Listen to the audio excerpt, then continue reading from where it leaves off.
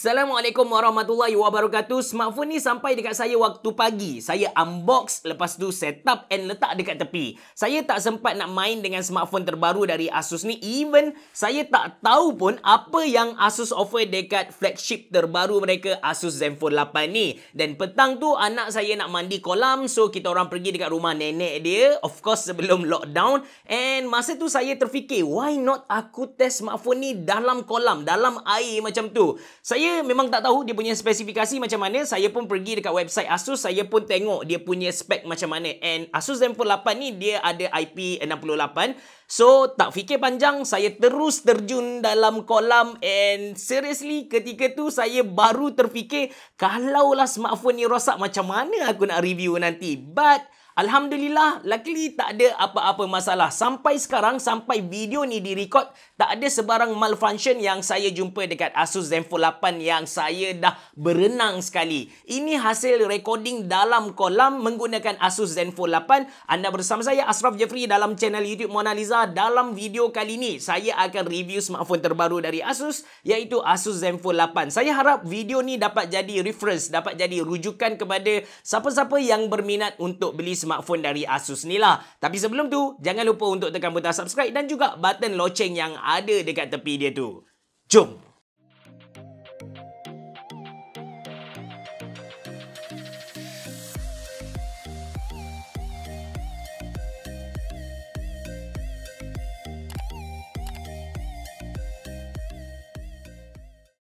Guys, sebagai seorang pengguna Samsung Note series, bila saya pegang Asus Zenfone 8 ni, saya rasa agak janggal sebab saiz untuk Asus Zenfone 8 ni agak kecil. Dia punya saiz tu bawah dari 6 inci, 5.9 inci saja. Sedangkan Samsung Note 10 Plus yang saya guna sebelum ni, dia punya saiz tu 6.8 inci. Perbezaan sebanyak 1 inci diagonal. Agak besar sebenarnya. Tapi spek dalaman dia kita boleh kata monster juga. Memang raksasa lah. Walaupun kecil, bateri dia 4000 mAh. Lepas tu chipset yang dia guna Snapdragon 888 5G dengan Adreno 660, RAM 8GB dan storage 128GB. Saiz skrin dia macam saya bagi tahu tadi, 5.9 inci dan dia guna panel jenis AMOLED dari Samsung. That's why display dia memang marvelous lah. Kecerahan skrin dia 1100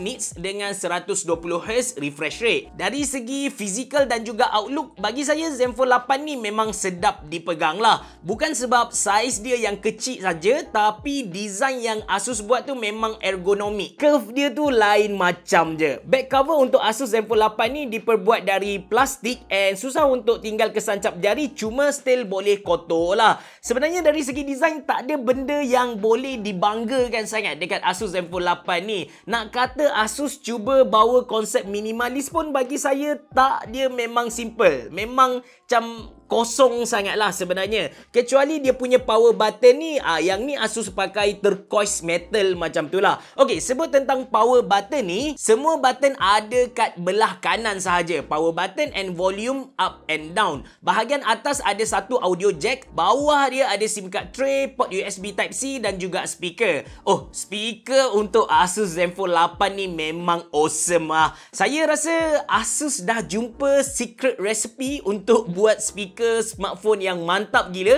Saya punya pendapat ni bukan based on Asus Zenfone 8 saja. Kalau anda pernah tonton review saya untuk Asus ROG Phone 5, dekat situ pun saya bagi tahu yang dia punya speaker impresif gila. Bunyi dia tu besar, stereo, and kalau nak guna untuk layan lagu, untuk tengok movie or even untuk main game, fantastic. Seriously. Dari segi ketahanan, display dia ni dari Corning Gorilla Glass Victus, but saya tak berani nak buat drop test. Kalau pecah, mati saya. That's why kita kena percayalah yang Gorilla Glass Victus ni antara kaca yang paling utuh ada atas muka bumi ni. Tapi bab IP68, saya dah buktikan kepada anda yang smartphone ni kita boleh bawa dia snorkeling, record duyung or dugong yang ada dalam air itulah. Tak ada masalah. Jangan risau. But bear in mind, kalau smartphone anda rosak lepas anda ambil gambar dugong dalam air itu, Anda kena tahu yang Asus Malaysia dia takkan cover warranty kepada anda sebab dia dah dikira sebagai kerosakan fizikal. So, kalau anda ketegang sangat nak juga ambil gambar dugong dalam air tu, anda kena tanggung risiko sendirilah. Okey, dari segi user interface, Asus Zenfone 8 ni dia pakai UI terbaru dari Asus iaitu Asus Zen UI 8 yang mana bagi saya agak user friendly. Navigation system dia senang. Kalau anda nak back ataupun nak forward, anda just swipe anda punya jari dari kiri atau kanan ke tengah. Then untuk tukar apps, swipe dari bawah ke tengah dan hold. Dekat situ anda boleh tukarlah apps yang anda sedang guna. Function ketuk 2 kali, knock-knock untuk display pun ada. Jangan bimbang. Oh ya, saya lupa nak cerita kepada anda tentang fingerprint scanner ataupun fingerprint reader yang mana fingerprint scanner untuk Asus Zenfone 8 ni ada di bawah display and sangat responsif. Kalau nak compare dengan Samsung Note 10 Plus yang saya guna, memang jauh lah Asus Zenfone 8 ni tinggal saya punya Samsung Note 10 Plus. Alright, sebelum saya share bab kamera, saya nak cerita dulu bab performance Asus Zenfone 8. Basically, kalau kita tengok pada dia punya spek saja tu, Snapdragon 888 dengan RAM 8GB, storage 128, memang tak perlu nak risau sangat lah sebenarnya. Bagi je mana-mana game, mana-mana apps, saya yakin yang Asus Zenfone 8 ni dapat carry dengan baik lah. Cuma saya perasan yang Asus Zenfone 8 ni kan, bila saya pegang rasa panas.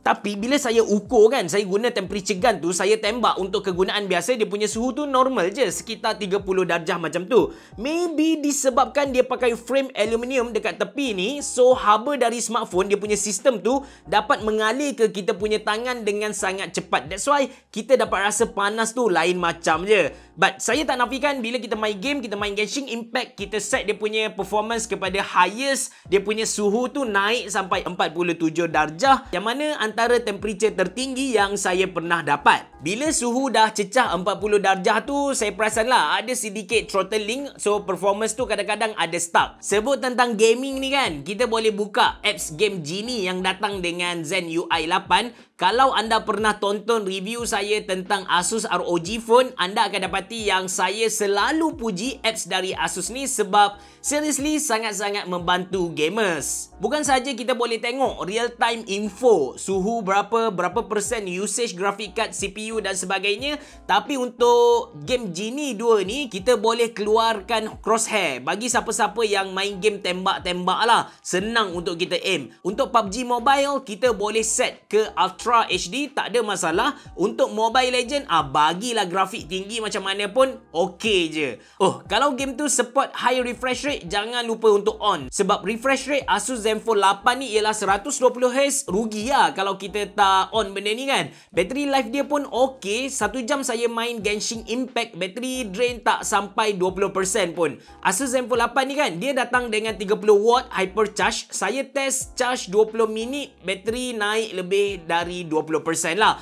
Jujur dengan anda, bukan paling laju tapi dalam kategori okey untuk tahun 2021. Alright, sekarang saya nak cerita bab kamera. Ini gambar yang saya ambil di luar rumah pada pukul 11 malam menggunakan Pro Mode yang ada dekat Asus Zenfone 8. Kamera Zenfone 8 ni memang padu habislah. Shutter speed yang kita boleh set sampai 32 saat dan ISO paling rendah kita boleh set sampai 25. That's why gambar ni nampak habis, bintang-bintang lawa gila kot. Sensor untuk main kamera dia pakai dari Sony and paling latest, dia pakai IMX663. So tak pelik kalau kualiti gambar dia tu lawa. Main kamera dia 64 megapiksel dengan f1.8 dan ada satu ultra wide camera 12 megapiksel. But ultra wide camera dia bagi saya biasa-biasa sajalah. Warna untuk gambar-gambar Asus Zenfone 8 ni bagi saya dia punya vibrance and contrast tu tinggi. Exposure dia rendah, gambar jadi macam gelap sikit. But sebenarnya bukan benda yang tak bagus. Untuk siapa-siapa yang tak suka edit gambar atau main dengan color grading, Asus Zenfone 8 ni terbaik untuk anda sebab gambar yang dia keluarkan tu dah cantik. Dah tak perlu edit dah. Hyper steady dia memang padu. Saya impress gila. Saya lari atas batu ikut belakang macam ni, tangan saya tu memang bergetar gila, tapi video yang saya dapat macam ni, smooth babe. By the way, main kamera dia boleh record sampai 8K 30fps. Untuk kamera kamera hadapan atau selfie kamera, dia guna Sony IMX663 dengan 12 megapiksel. Gambar dia tu quite nice, tak ada beautify touch sangat. Kalau video kita boleh record sampai resolution 4K. Cuma saya perasan something pelik bila kita record video guna selfie kamera Asus Zenfone 8 ni, which is kalau kita pusing laju-laju macam ni, bentuk muka kita akan berubah macam yang anda dapat tengok sekarang lah. Saya tak pasti benda ni bug atau memang cara Asus proses image yang ada dekat handset ni, tapi bagi saya ni masalah kecil lah kot. Saya tak rasa ada orang yang suka ambil video pusing-pusing laju-laju macam saya buat ni. Overall, untuk review Asus Zenfone 8 ni, apa yang saya dapat simpulkan kepada anda ialah this is the best flagship smartphone yang kita boleh dapat dalam pasaran sekarang untuk kategori smartphone bersaiz kecil. Bayangkan dia punya skrin ni tak sampai 6 inci tapi dalam dia ada raksasa. Ada naga babe. Dalam dia guna Snapdragon 888. Lepas tu RAM dia 8GB, storage 128GB. Okey, saya lupa nak cerita kepada anda yang storage dia tu kita tak boleh nak expand dah sebab kita tak boleh masukkan micro SD card dekat dalam dia ni. Kaca yang dia guna tu Gorilla Glass Victus. Saya tak buat drop test tapi saya percaya yang kaca dia tahan lasak. Lepas tu dia ada IP68 untuk kita menyelam, tangkap gambar dugong yang ada dalam kolam kita.